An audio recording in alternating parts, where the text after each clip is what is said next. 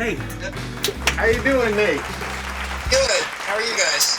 Wonderful. Doing well. So, first of all, this is our second interview over here at the Best of the Week. We've got Nate Lord from Amesbury, right? Lord Guitars. Yeah, yep. Excellent. Just a quick rundown. Professional luthier, guitar builder, and vintage Instagram enthusiast. And Instagram noodler. Noodler. A little bit of noodling. Yeah. Not too much. Yeah, we like it though. Definitely. I leave them in the hand. They're better in the hands of others. I think. My job is to get them done and strung up. Yeah. There you go. Excellent, man.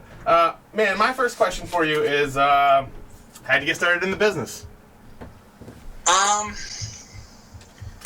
guess in high school I started building guitars. My dad was a carpenter, so I started building guitars in his shop. He owned a construction company.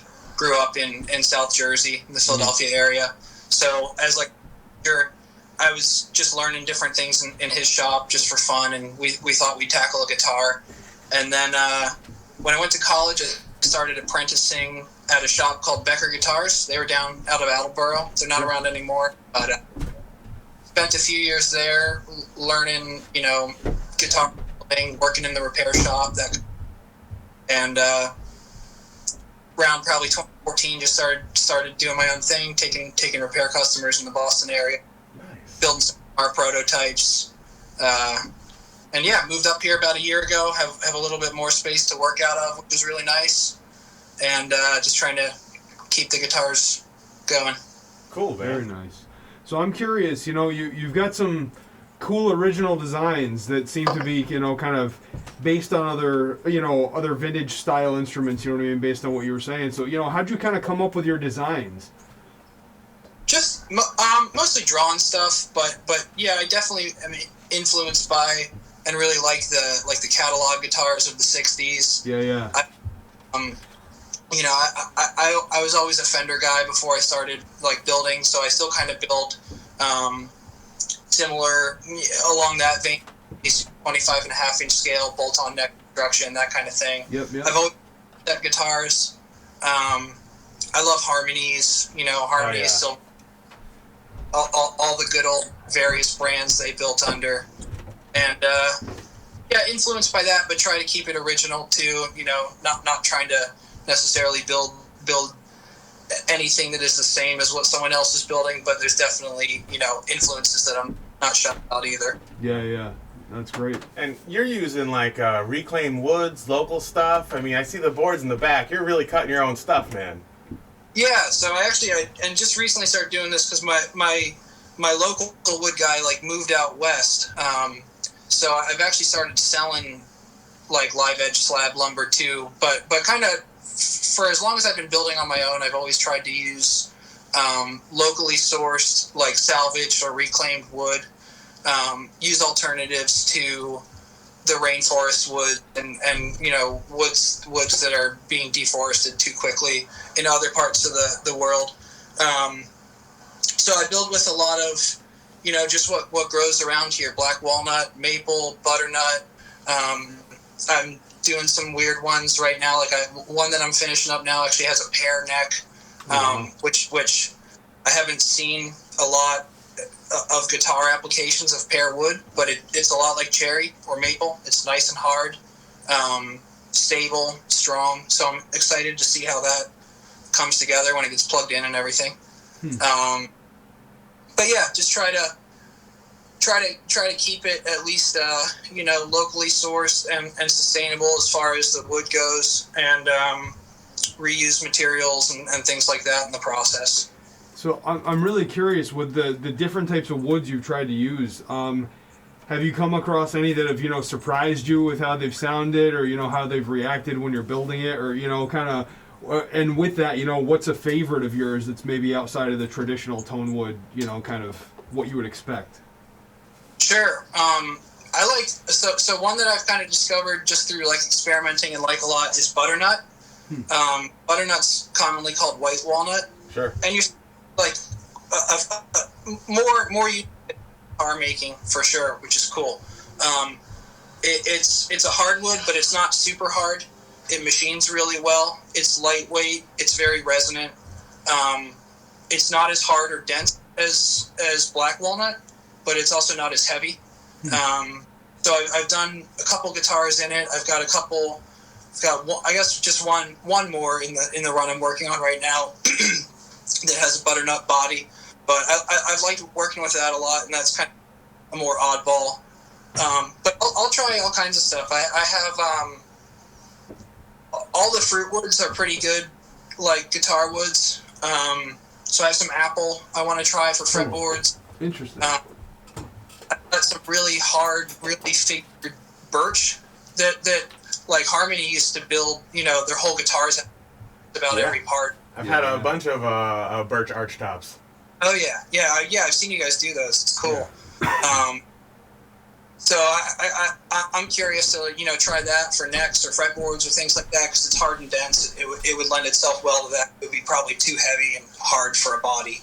But yeah, I mean, I'm open to trying any kind of wood. I think within unless it's something that's just always going to be too soft to be usable for guitar production. I think you can really mix it up, try a lot of different species well outside of what's kind of the traditional norm. Maple, rosewood, mahogany. Yeah, sure. Like most of the guitars being built right now. Yeah, right. Yeah, absolutely. Most of what guitar players are used to. Yeah, and I mean there's a reason for it. They're great materials, but there's so much stuff that hasn't even really been tried. And I just build a few guitars a year. It's a side gig for me. It's something I like to do. So I love to experiment and try different stuff. Yeah, very nice. The one you have behind you, what do you call it? Yeah, so this is called the Mystic. The shape is called the Mystic. I can do them up just about the way. This is reclaimed Douglas fir body. It came off a construction site many years ago when I was working for my dad, which was cool. Flame maple neck. I don't know how well my shop was super bright, so I don't know how well it showed up. But yeah. Oh, there you go. Flame maple neck. Very nice. And yeah, it's got the back is blue. Cool. Thought I'd have some fun with that. It's thick. It's chunky. It's just about 1.75 thick on the body. Okay. But the back is heavily contoured and rounded over. The neck pocket's sculpted, and it's super lightweight. It's still like 6 pounds. I don't know, 6 3/4 pounds or something. Yeah, that's light. Because it's not that hard. Right. And you like big chunky neck profiles from what I was reading as well, huh?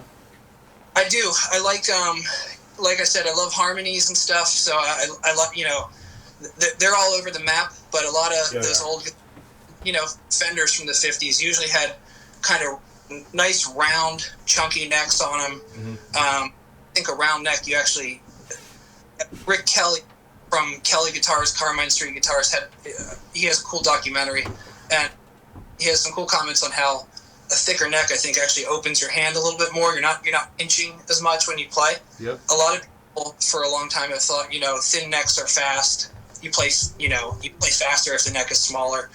I think when the neck fills, it's really kind of naturally comfortable. But they're custom guitars. I'll make them however people want them. Sure.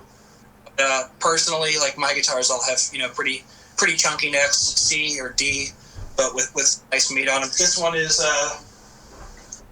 like a 0.9 ish at the first fret and a full inch thick at the 12th fret. So that's about as fat as I'll go. That's a nice baseball bat profile. Yeah. But when you make it, when you're making one for you're going to keep, you can like to do. Yeah. Right. And with a neck profile like that, what do you usually go for a fretboard radius? I put a 12-inch radius on pretty much all my builds. Again, I'll do it, but if I'm just speccing something out and making it, Sure. I really like a 12-inch radius. I think it's that perfect middle ground between it's still comfortable for chording, but you can also bend strings without worrying about the fret out. You can play up the neck. I like it. Traditionally associated with Gibson, Right. and that probably probably the only area where my guitars lean more towards Gibson spec wise. Other than that, they're they'd be familiar to somebody who likes the classic Fender shapes, but might like something a little funky in the looks department. Yeah, cool, man. So you mentioned this was kind of a side gig to you, and you're doing a small run of guitars now. How many guitars are you usually producing, in a year? This year I should finish 5. Okay, nice. I've only this is, I guess, the second year I've really been and selling, what I made available. Before that, I did a lot of kind of like prototype-y guitars. I was doing parts casters and stuff like that. Yeah, totally. But probably around like 2016, I guess I took the plunge, started really like finalizing some of the design, and then started making them available, last year. So it's a side gig. Maybe one day it'll be a full-time gig. That'd be awesome. But the people doing that, it's a ton of work. I respect anybody who's doing it full-time, because it's I think to make it happen, I'd probably have to work at a pace I'm not comfortable with right now. Understood. But those people and doing it full-time, especially takes a lot of work, and it's awesome when people can make it happen. Yeah. Well, I mean, even you taking the work to do it on the side, that's a testament to kind of how you feel about them and what you're doing to make it happen. So for guys that appreciate guitars, we appreciate the hard work that you're putting in with that kind of stuff. So yeah. Oh yeah, cool. Thanks. Yeah, it's it's something I love to do, and it's cool to the most satisfying part, aside from I enjoy working on them and building them and everything. The most satisfying part is really when you deliver a guitar to somebody and then see what they do with it. It's really cool when like, on my Instagram, and somebody who plays one of my guitars just put up a new video, and I get to like listen. That's really cool. Yeah, really, that's awesome. Really cool to see what people who play them do. Yeah, I get most excited whenever I do something like extra weird with like converting an old parlor into a lap steel or something. I just get crazy stoked when someone actually buys it. And I'm like, yes, someone thought this was cool too. And then like getting a great review on Reverb is like, fuck yeah, it makes it worth it. Yep. And then getting them in the hands of somebody who can really play good is always cool to see what other people end up doing with them. Yeah, that's great, man. I got some off-ball questions for you, man. All right, so this is a show about Craigslist, right? So what's your best score on Craigslist? All-time best. I don't know. I've had a real a Harmony and Silvertone acquisition issue going on for like the past couple years. Sure, me too, bud. So I have a bunch of those kind of guitars right now, and they're all in like various states of disrepair, and some of them I fix and sell, some of them I fix and keep. Yep. I think you guys know that game. Yeah, we do. I got a couple of Harmony Bobcats this summer. Yep. Off Craigslist up in Maine, like central Maine. Get them cheap up there. Yeah, I mean, secrets out. Like even that guy, that guy, I forget where we were. It was pretty up there, and he was like, "Oh, I use Reverb for all my pricing," and I was like, "All right, well, we're gonna, we'll figure something out." Yeah, yeah, for sure. Yeah, they are going for some crazy prices. I got 2 of them, thinking, I'll keep one for myself, and I'll fix one, and sell it off, and that'll help kind of cushion the blow for the one I keep. Yeah. There you go. What's your most regrettable gear sale on Craigslist? What piece of gear should have you not sold? I don't know. I have a hard time letting them go. I did a cool restoration on like an old Howard, basically like a Matsumoku offset. Cool guitar. Did kind of the standard restoration that I would do on one of them, which is replace the electronics with nice electronics. Yep. Had a dead pickup. I sent that down to Rob at iPickups. Had it rewound. Refret. Playing the fretboard, stainless steel frets. I love stainless frets, so I try to put them in anything I can. And then put it on Craigslist. Didn't really have any bites. Kind of just started like itching that I needed to like get rid of it. I took a swap for a Gibson SG that was like an SG Special or something, Sure. probably from 2012, and it was like a solid guitar. But I kind of regretted, like I kind of missed the Howard, and I had a hard time flipping the Gibson too. And then about a month later, the guy who made the trade like called me out of the blue and was like, "Do you want to trade back?" And I was like, "Actually, yeah, like let's do it." Nice. Yeah. So I ended up not selling it. I hung on to it. It's one of too many guitars, in my upstairs guitar room. Yep. But I'm glad I kept it. Like it's a funky, cool guitar. I'll probably sell it one day, but definitely only swap it for the right piece of gear or sell it, for what it's worth. Excellent. I think we're on to the speed round. Yeah, you ready for some speed round questions here? I'll try. All right. So, number 1, Strat or Telly? Telly, All right. Coffee or tea? coffee, Arch top or flat top? flat top, Fender or Marshall?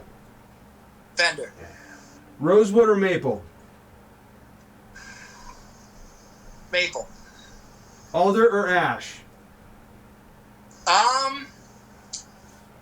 That's a tough call. Alder, I guess, but I mean, I don't know. Both can be so good. They can. P90 or humbucker?